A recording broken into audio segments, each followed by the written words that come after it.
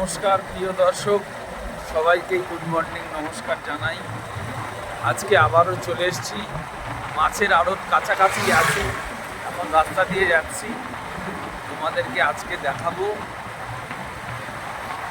নানান রকম মাছ কীভাবে বিক্রি হচ্ছে। আজকে আমরা যেতে চলেছি হাড়োয়া মার্কেট, হাড়োয়া মাছের আড়ত।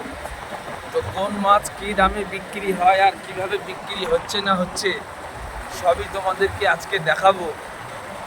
তো চলুন দেরি না করে ভিডিওটি শুরু করা যাক।